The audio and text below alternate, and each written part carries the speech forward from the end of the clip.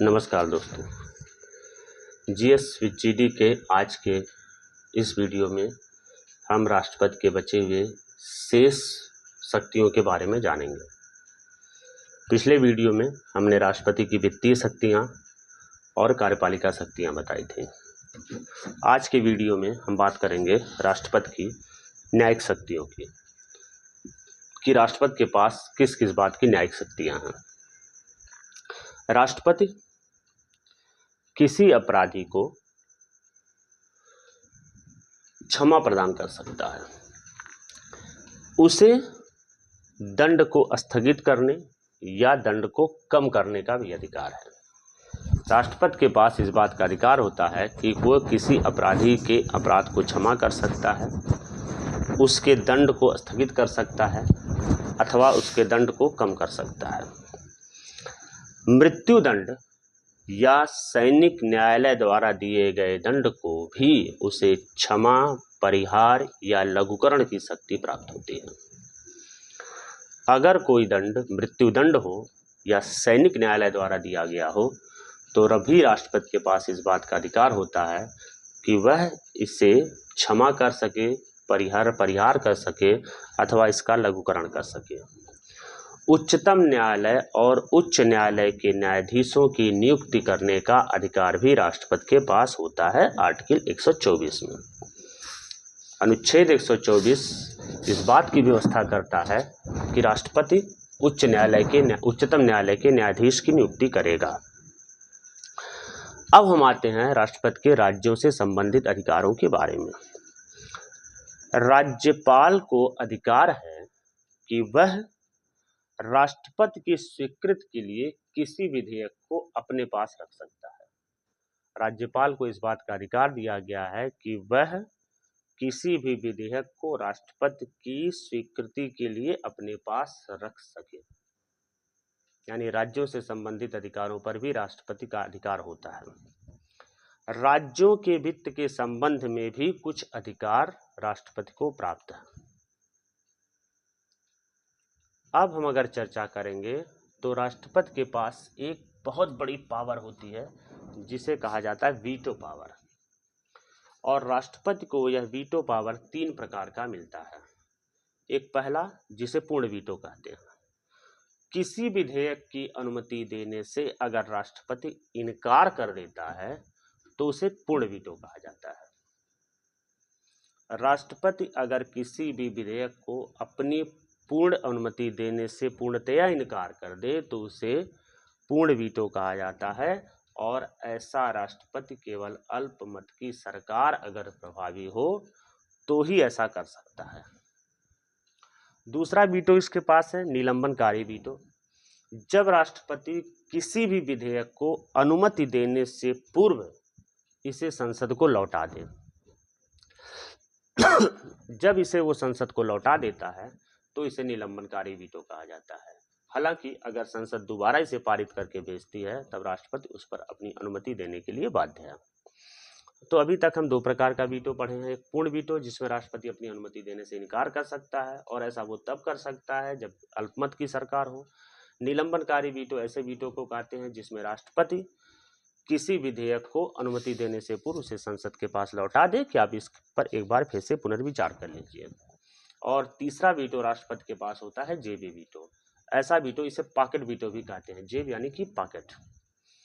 जब राष्ट्रपति संसद द्वारा पारित किसी भी विधेयक को न तो अपनी अनुमति दे और न ही पुनर्विचार के लिए वापस करे, मतलब मेरी हाँ भी नहीं है और मेरी ना भी नहीं है, ऐसा कोई विधेयक जो संसद द्वारा पारित होकर राष्ट्रपति के पास आए और इस पर राष्ट्रपति अपनी स्वीकृति भी न दे और ना ही इस पर इनकार करे, तो ऐसी परिस्थिति में इस वीटो को जेबी वीटो कहा जाता है। और इसका प्रयोग राष्ट्रपति ज्ञानी जैल सिंह ने 1986 में संसद द्वारा पारित भारतीय डाक संशोधन अधिनियम के संदर्भ में किया था, जो आज तक राष्ट्रपति की जेब में रखा हुआ है।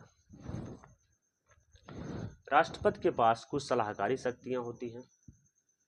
आर्टिकल 143 के तहत वह सर्वोच्च न्यायालय से किसी भी मामले पर जब उसे ऐसा महसूस हो कि विधि या तथ्य का कोई ऐसा प्रश्न उत्पन्न हो गया है जिसके लिए व्यापक चर्चा की जरूरत है और वह व्यापक महत्व का है, ऐसी परिस्थिति में राष्ट्रपति उच्चतम न्यायालय से परामर्श ले सकता है। आर्टिकल 143 में इस बात की व्यवस्था है कि राष्ट्रपति उच्चतम न्यायालय से परामर्श ले सकता है। अब हम आते हैं संकटकालीन शक्तियों पर। भारत के संविधान में राष्ट्रपति के पास कुछ संकटकालीन शक्तियां दी गई हैं। 1975 में जब आपातकाल लागू हुआ था, उसके बाद 42वें संविधान संशोधन द्वारा 1976 में संकटकालीन शक्तियों को और अधिक कठोर बना दिया गया। पहले वो जितनी आसान थी, अब उससे ज़्यादा वो कठोर हो गई है। 44वें संविधान संशोधन द्वारा 1979 में इस बात की व्यवस्था की गई कि अब अगर देश में आपातकालीन या संकटकालीन शक्तियां उत्पन्न होती हैं तो केवल 3 परिस्थितियां होंगी। पहला तो युद्ध, बाहरी आक्रमण या सशस्त्र विद्रोह की स्थिति में, और इसके लिए आर्टिकल में 352 की व्यवस्था की गई। कॉन्स्टिट्यूशन में 352 की व्यवस्था की गई 352, जिसमें यह कहा गया है कि युद्ध, बाहरी आक्रमण अथवा सशस्त्र विद्रोह की स्थिति में आपातकाल लागू किया जा सकता है। दूसरी परिस्थितियां होती हैं राज्यों में संवैधानिक तंत्र विफल होने पर, आर्टिकल 356 में, कि राज्य में संवैधानिक तंत्र अगर विफल हो जाता है तो राष्ट्रपति शासन लगाया जा सकता है। और तीसरा है वित्तीय संकट, जिसके लिए संविधान के अनुच्छेद 360 में व्यवस्था की गई है। अब आइए हम इन तीनों को एक एक करके समझने की कोशिश करते हैं।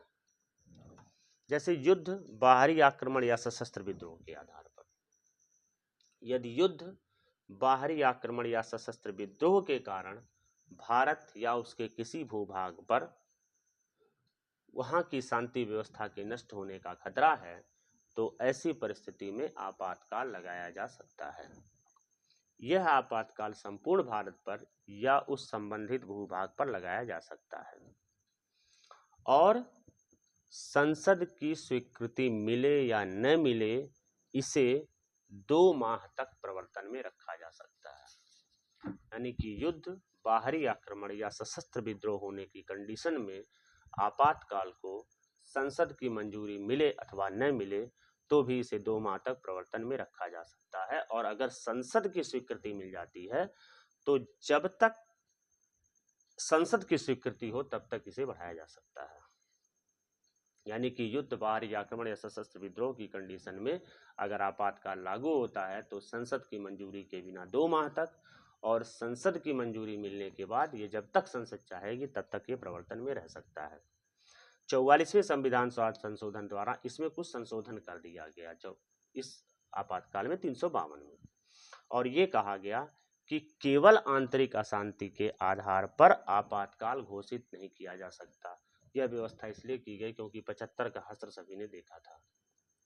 जब 25 जून 1975 को इस देश की प्रधानमंत्री श्रीमती इंदिरा गांधी ने इस देश में आपातकाल लगाया था, तो ये निश्चित किया गया कि केवल आंतरिक अशांति के आधार पर आपातकाल नहीं लगाया जा सकता। और 352 के अधीन, अगर आर्टिकल 352 के अधीन आपातकाल की घोषणा की जाती है तो मंत्रिमंडल की, यहां पर एक शब्द पे आप ध्यान दीजिएगा, मंत्रिमंडल लिखा है, मंत्रिपरिषद नहीं, मंत्रिमंडल की लिखित स्वीकृति आवश्यक है, लिखित मंजूरी आवश्यक है। अब मंत्रिमंडल और मंत्रिपरिषद में क्या अंतर है? तो मंत्रिपरिषद प्रधानमंत्री सहित संपूर्ण मंत्रियों को कहते हैं, जिसमें प्रधानमंत्री, कैबिनेट स्तर के मंत्री, राज्य मंत्री और स्वतंत्र प्रभार मंत्री शामिल होते हैं। जबकि मंत्रिमंडल में केवल कैबिनेट, प्रधानमंत्री और कैबिनेट स्तर तक के मंत्री शामिल होते हैं। तो इसमें व्यवस्था की गई है कि 352 के तहत अगर आपातकाल की घोषणा होती है तो मंत्रिमंडल की लिखित स्वीकृति आवश्यक है। तीसरा है कि घोषणा के 1 माह के अंदर अगर आपातकाल 352 के आधार पर घोषित होता है तो 1 माह के अंदर संसद के विशेष बहुमत द्वारा इसकी स्वीकृति करानी पड़ेगी। मतलब संसद का विशेष बहुमत बुलाए संसद का विशेष अधिवेशन बुलाया जाएगा और उस अधिवेशन में इसकी स्वीकृति करानी पड़ेगी और प्रत्येक 6 माह बाद एक विशेष स्वीकृति इसके लिए लेनी पड़ेगी। घोषणा समाप्त करने के लिए देखिए, लागू करने के लिए संसद की क्या कंडीशन है, और घोषणा को अगर समाप्त करना है तो केवल साधारण बहुमत की जरूरत है। केवल साधारण बहुमत द्वारा आपातकाल समाप्त किया जा सकता है। इसके अलावा साधारण बहुमत का मतलब 1/10 सदस्य लोकसभा के इस बात के लिए लिखित रूप से आवेदन कर दे कि आपातकाल समाप्त करने का प्रस्ताव भेज दे और वह साधारण बहुमत से पारित हो जाए तो आपातकाल समाप्त किया जा सकता है। 352 के अधीन जब आपातकाल लगता है तो संविधान का आर्टिकल 19 वाक एवं अभिव्यक्ति की स्वतंत्रता यह तुरंत निलंबित हो जाती है। मतलब 352 के अधीन आपातकाल लगा, अनुच्छेद 19 निलंबित हुआ, तो अनुच्छेद 19 निलंबित कर दिया जाता है। लेकिन एक चीज ध्यान दीजिएगा कि आर्टिकल 20 और 21 कभी भी निलंबित नहीं होता है, चाहे आपातकाल लगे चाहे आफत पड़ जाए जिस देश पर। तो 20 और 21 कभी समाप्त नहीं होंगे, लेकिन 352 लागू होने के तुरंत बाद अनुच्छेद 19 निलंबित हो जाएगा। अभी तक 352 के अंतर्गत 3 बार आपातकाल लगाया जा चुका है, जिसमें 1962 में भारत और चीन युद्ध के समय, 1971 में भारत पाकिस्तान युद्ध के समय और 1975 में 25 जून की मध्यरात्रि को इंदिरा गांधी के समय में। अब हम चर्चा करते हैं आर्टिकल 356 की। 356 के अनुसार राष्ट्रपति को राज्यपाल के प्रतिवेदन पर किसी प्रकार का, अगर राज्यपाल को इस बात का समाधान हो जाता है कि राज्य का शासन संविधान के अनुसार नहीं चलाया जा सकता है, तो ऐसी परिस्थिति में आपातकाल की घोषणा की जा सकती है अनुच्छेद 356 के अधीन।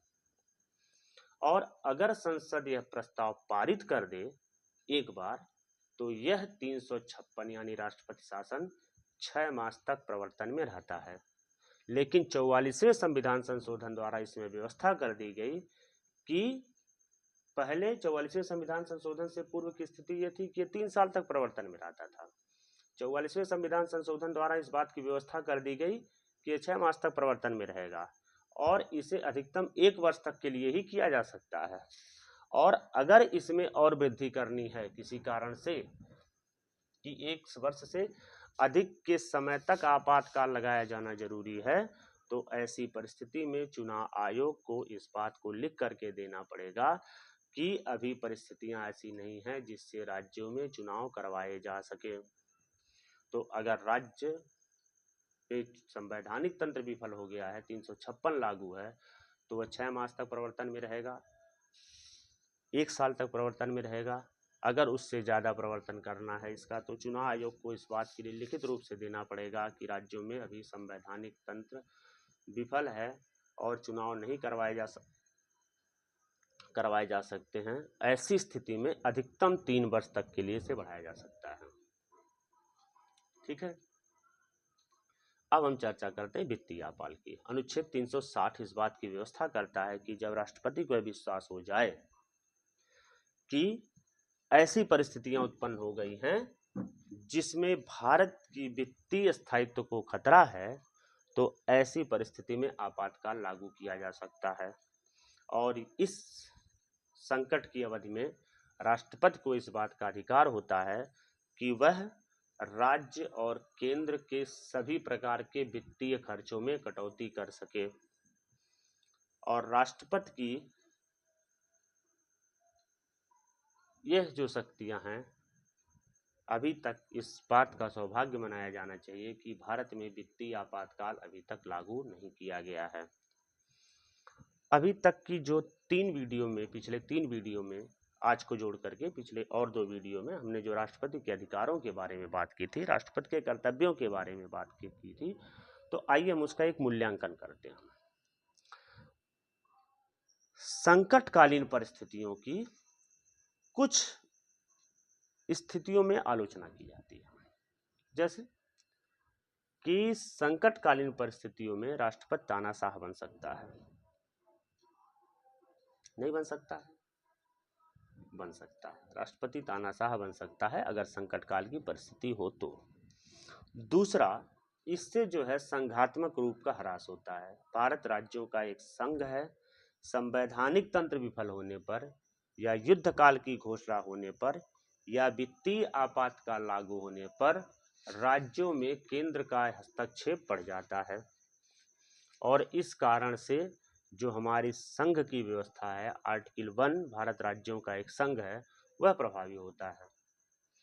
तीसरी बात, अगर राज्यों में विरोधी दल की सरकार हो तो सरकार का दमन राष्ट्रपति के आपातकालीन शक्तियों द्वारा किया जा सकता है, अनुच्छेद 356 द्वारा, और पूर्व में ऐसा बहुत बार किया जा चुका है। अनुच्छेद 356 का प्रयोग करके अगर विपक्षी दल की सरकार है तो राज्यों की सरकारों को गिराया गया है।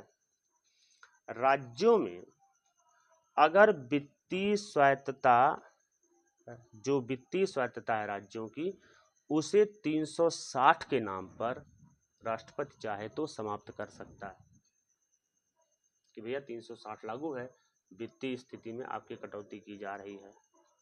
और आप जानते हैं कि जब भी संकट काल की स्थिति उत्पन्न होगी उस समय मौलिक आधार समाप्त हो जाते हैं, तो मौलिक अधिकारों का कोई औचित्य नहीं रह जाएगा। ऐसी स्थिति में राष्ट्रपति चाहे तो अधिनायक बन सकता है। अब हम आपको कुछ ऐसी बातें बताते हैं जो कि आपको जानना चाहिए।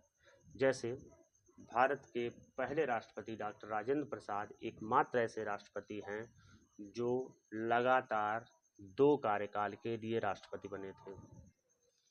नीलम संजीव रेड्डी ऐसे व्यक्ति हैं जो एक बार राष्ट्रपति चुनाव में पराजित हुए थे और दूसरी बार वही नीलम संजीव रेड्डी निर्विरोध निर्वाचित हुए थे।